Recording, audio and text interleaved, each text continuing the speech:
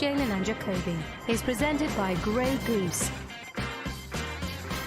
He is Jalen Rose. I'm David Jacoby. We are Jalen and Jacoby. What is it that we do? We make sure we take the time and energy to give the people what they want. Montrezl Harrell said the Clippers didn't even want him. John Wall reportedly wants out of the nation's capital, and we have Hit Boy joining us later, but we start with last night's Monday Night Football game. It was the Rams beating Tom Brady with some interceptions that we will discuss, and the Bucs last night. What do you think about Jared Goff? I think he looked every bit of what you want Tom Brady to actually look like, David Jacoby. How about that? He was picking apart the Tampa Bay Bucs. And the thing about it is Cup and Woods constantly seem to be open. And he found ways to make sure he delivered the football. And they constantly moved the ball up and down the field against that Tampa Bay Buccaneers defense.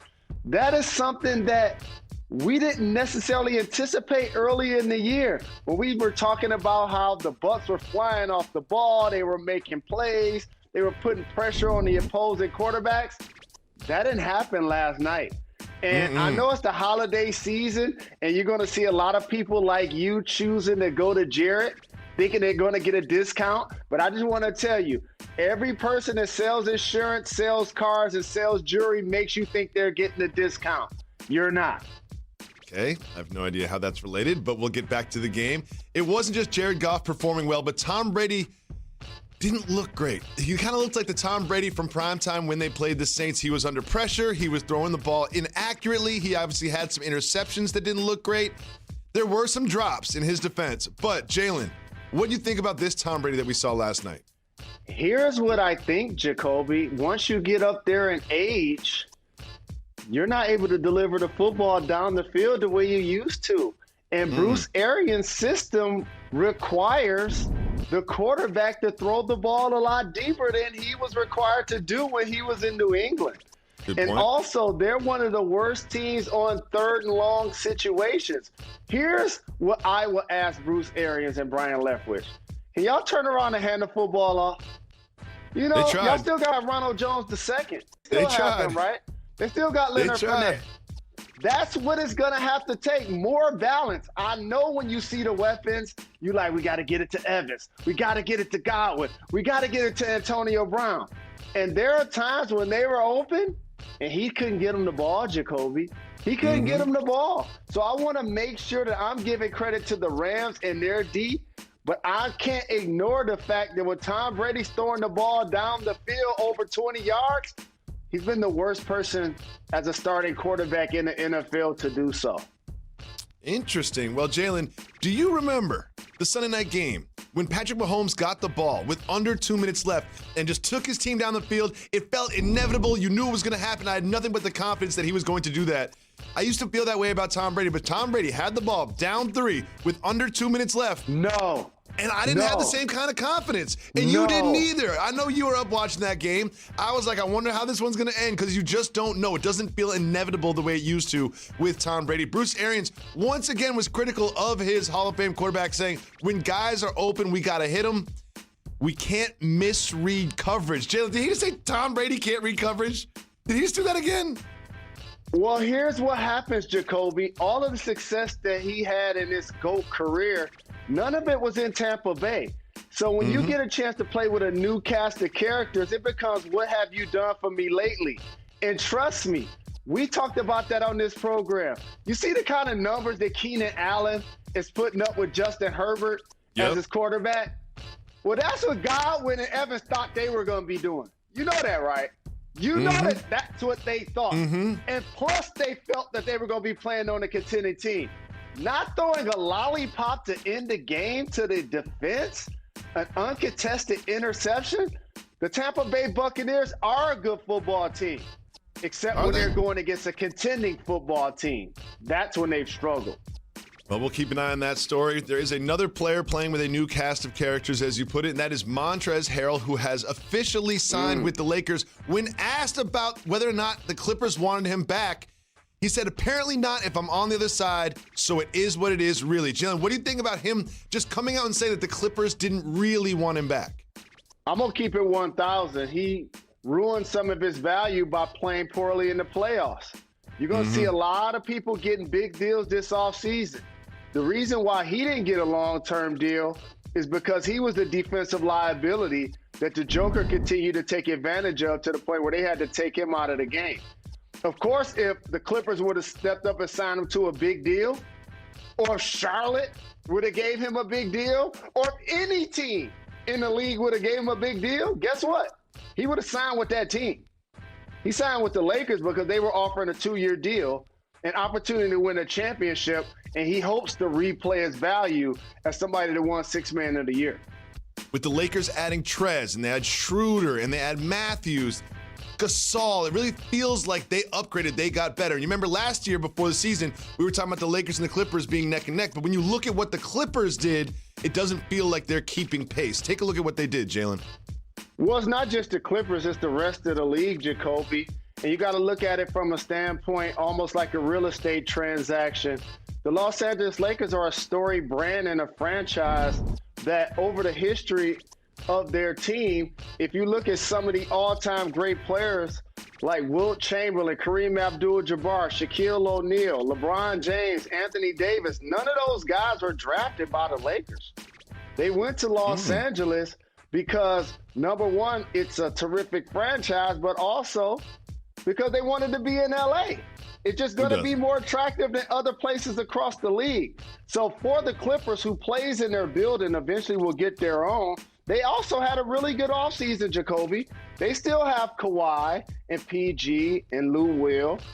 Okay? They did a terrific job of adding Ty Lue as their head coach, re-signing Morris. The Clippers are the second best team in the Western Conference. It's just the Lakers are playing chess right now where everybody else is playing checkers, and LeBron James is doing a terrific job of making it unfair for everybody else to compete. Well, two things. The one thing that the Lakers and the Clippers have in common is they both have players from the Oklahoma City Thunder. Obviously, Paul George with the Clippers, and now Dennis Schroeder with the Lakers. Jalen, when you look at all of the players that the Thunder have acquiesced, coached up, and then lost, what do you think about their strategy this offseason? You remember when Philly was talking about trust the process? In theory, that's exactly what the Oklahoma City Thunder are doing. It's just nobody's giving it to a label to it. But here's what I want to make sure I point out. All of those draft picks, and Sam Presti is one of the best general managers in the game. The Oklahoma City Thunder are cost-cutting, if you ask me. Because if you look at over the last decade, they're not going to draft players better than Kevin Durant, Russell Westbrook, James Harden, Victor Oladipo, Paul George, Steven Adams, Dennis Schroeder. It's just not going to happen. It's not going to happen. They've been the best farm system that the NBA has seen. It's like, okay, Phoenix, we don't mind helping you out. We'll send you Chris Paul after he helped lead us to the playoffs. Wouldn't most teams be trying to keep SGA and Schrader together? But no, they're going to give up Schrader and trade him to the defending world champion. Didn't Danilo Gallinari just get a big deal with the Atlanta Hawks to help them out? Didn't Steven Adams just go to New Orleans to help them out? So if you're an Oklahoma City fan, you're really excited on paper that you got so many picks, but in theory, they ain't trying to win, dog. They cost cutting. They cost cutting. They are. They absolutely are. Dennis Schroeder is now on the Lakers, and I used to call him Schrader as well, but I think he changed it. But he did like a Robinson thing on us halfway through his career. Now, Jalen, there's another interesting report from the NBA, and that is not just that John Wall no longer wants to be with the Wizards, but the GM, Tommy Shepard, says we have absolutely no plans on trading Wall. What do you think about the GM coming out and straight up saying he can ask all he wants, but that doesn't mean that we have to trade him? I think this offseason for John Wall, when you've seen as many videos of him playing ball as in undisclosed locations in Brooklyn, it makes the organization look down at its pay salary structure and say, do we want to build around him basically after he's returning from the injury that he's returning after? And while still a talented player, on paper, you got to look at some of the deals that you're being offered. And Russell Westbrook was one of the names that was thrown out there. And for the Houston Rockets, they wanted more in return than just John Wall. If they were going to give up Russell Westbrook, this is a deal that I wouldn't be surprised, Jacoby, if it got revisited. Because for the Washington Wizards, they've decided they're going to build around Bradley Beal. They just gave Bertans a big deal. And so for that franchise, it's going to be interesting to see if Wall starts the season with them or he ends up elsewhere. Absolutely. I think that Westbrook to Wall trade, it just makes so much sense. They're always talking about trading James Harden. Let's keep the scoring champion. Let's keep the former MVP scoring champion. And let's build around him, and let's get rid of Westbrook, who's definitely more of a problem than James Harden was when it came to their production, especially in the bubble. Now, Jalen, we also have some news from the Celtics. They have extended Jason Tatum, gave him $195 million. They've made some other moves that you can take a look at. What do you think about what the Celtics have done this offseason in their competition in the East? I think something that I've acknowledged over the last year or so, while Danny Ainge is a terrific GM, he had a chance to cash his chips in the middle of the table, and he overplayed his hand. Of course, Jason Tatum is an all-NBA player that you want to give a max deal to, and Jaylen Brown's an all-NBA player, also a lockdown defender. But when you start losing Al Horford, Kyrie Irving, and Gordon Hayward for no assets in return, now you start to look back at the journey and like, wait a minute, they were in play for Anthony Davis, and what happened? They were in play for Kawhi Leonard, and what happened? And so now who's going to be their starting bigs? When you look at their team, Tristan Thompson, is he going to be the guy that's closing games for the Celtics this year? That is not what you anticipate as they were accumulating assets over the last handful of years, and you were building out the Boston Celtics starting team and their bench. We always talk about Danny Ainge and all the assets and the trade assets and the draft picks they had. Well, they never really used those trade assets in trades, and the draft picks they did draft didn't really pan out the past few years when you get past that Jaylen Brown, Jason Tatum class. Jalen, joining us right now on the show, right after this break, is Hit Boy, one of the hottest producers in the game. Stay tuned. You don't want to miss that. You are watching Jalen and Jacoby, presented by Grey Goose. Coming to you live from Pier 17, the South Street, Seaport District of Manhattan, and brought to you by Chase. Welcome back to Jalen and Jacoby. Jalen, we have the honor to be joined right now on the show by the hottest producer in the culture. Hit Boy joins us on the program. Thank you so much for taking the time. Appreciate you. Yes, indeed. Appreciate y'all having me, for sure. Now, we're going to talk about some of the hits that you've made this year and over the years, but we want to start with this. We know you're a Laker fan. How did it feel to watch your team take home the title this season from the bubble? Oh, amazing. You know what I'm saying? Like, obviously, I've been a Laker fan my whole life, so just to see it come back around full circle, I always feel great when we get a chip. Hit Boy, congratulations on all your success. It seems like every dope album to step to seems like you produced it. So what has it been like for you to watch your Lakers and your Dodgers win the championship within weeks of one another? Hey, it's funny, man. I said this on my IG. I'm like, I feel like Kobe and Nip shining down on LA right now because we tearing it up. Like, I got producer of the year with BET. Lakers won, Dodgers won. We on top. California. Well, the Big Sean album produced by Hit Boy, the Nas album produced by Hit Boy, our guy Benny the Butcher produced by Hit Boy, and tons of other tracks as well. It's been a great year for you, not just your teams winning championships, but you're winning championships too. What does it feel like looking back on this crazy 2020 and looking at the body of work that you put in during the quarantine? It's been beautiful, man. Like, it's kind of something I've been dreaming of my whole life. Like, you know, a lot of my career, I was doing one or two tracks, and I still was creating a buzz for myself, but this year, I feel like I just elevated and I just focused up on a different level. I got that Mamba mentality, you know what I'm saying? Rest in peace to the legend Kobe Bean Bryant. And your Lakers didn't rest on their laurels. They have a better team right now than the team that just won the championship. What do you think about the off-season's moves so far? I mean, I love it. I feel like they brought in some energy they needed. You know what I'm saying? They got the pieces that's going to complement what's already going on. So it's game time. I can't wait for the season to start. And neither can we. And we've got to ask you a question as a Laker fan, right? Because there's been so many legends that have worn the purple and gold from Kareem to Magic to Kobe to Shaq to now LeBron. In your opinion, who's the greatest Laker of all time? Man, I got to go with KB. That's my era, man. That was my guy. Like, when I was a kid, looking up to the, NBA players, like, that was my guy. So I got to go with KB, man. Rest in peace. So you've not only become the elite producer, but the most versatile in a lot of ways. Jacoby mentioned some of the artists, rap music-wise, that you produced, but also artists like Beyonce. What is it like as a producer to be able to create quality music for vastly different artists and different sounds? That's always been my thing. Like, I always wanted to be versatile. I never wanted to be put in a box. And, a lot of my career, I thought, like, man, maybe I should just have one signature sound. Maybe I could get, my name noticed more or whatever. But I feel like longevity comes from just being all around, you know what I'm saying? Like, wherever somebody need me, whether it's pop, R&B, rap, I'm going to just try to deliver on the highest quality level. Well, one of the greatest producers to ever do it is Dr. Dre, and we know that you're a Southern California kid. So what does it feel like when you see Dr. Dre enjoy your music?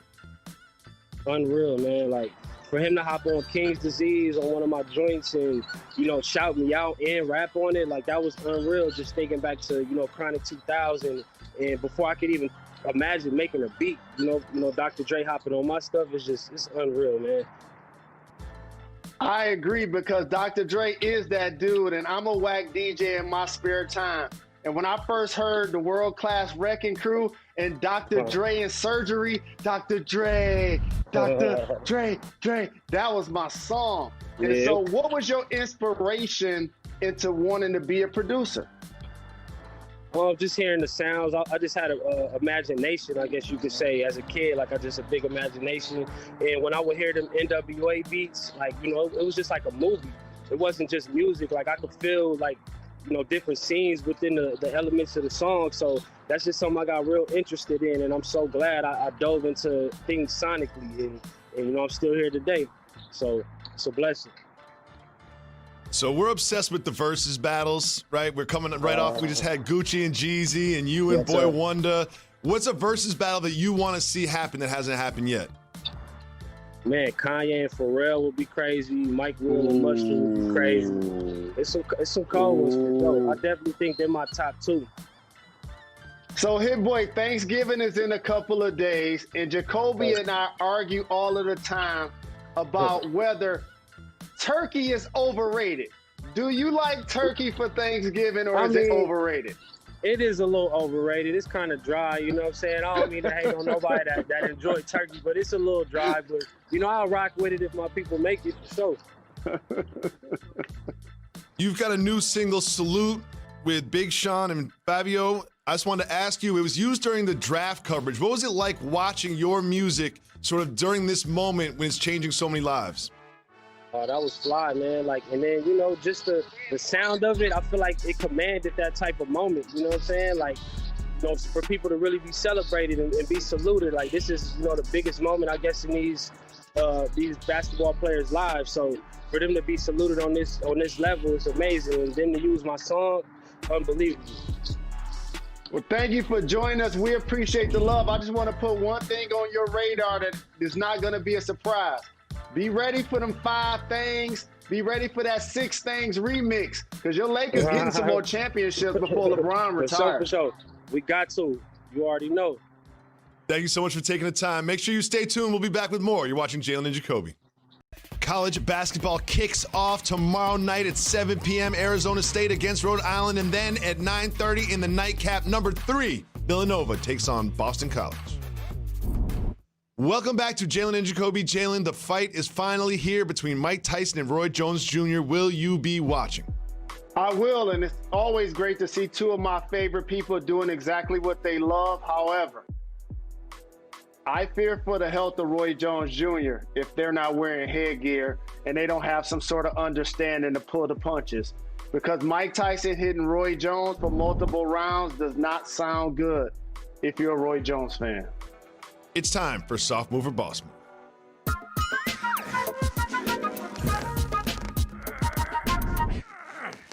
Turkey Day is almost here, Jalen. Patrick Mahomes said that he's going to be slathering his turkey in ketchup. Soft move or boss move, ketchup on the turkey. I think that's a soft move, but if he likes it, I love it. But I got some advice for everybody. All of the nieces and nephews, when you return home for college, when you take that walk with your cousins outside, make sure you fumigate before you walk back in the house. We smell the smoke. We really do. No idea what you're talking about. No idea what you're talking about. And we have also this piece of advice, and I want to bring up this ketchup thing. Turkey is dry. Turkey is the worst thing on your plate at Thanksgiving. That's why you put ketchup on it. That's why you put barbecue sauce. That's why you have all that gravy. Skip the turkey this year. Get some fried chicken instead. That is my Thanksgiving advice. Wow. And wait until noon before you start opening the wine, all right? Wait until noon. I know you're cooking and you're up early. Wait until noon before you open the wine, or else things get messy. Things get messy. Things get messy during that night game. And here's the other thing. Make sure you enjoy the Detroit Lions. Make sure you get a chance to sit back and celebrate a storied franchise in the NFL. And Matt Patricia with his pencil in his ear. Y'all gonna score a point? Y'all gonna score a point this time? Y'all gonna score a point? Yeah, we're gonna score a point. Everyone, make sure you have a safe holidays, safe travels. Please stay home. Do not spread COVID-19. We'll be back next week. We are thankful for you. Enjoy.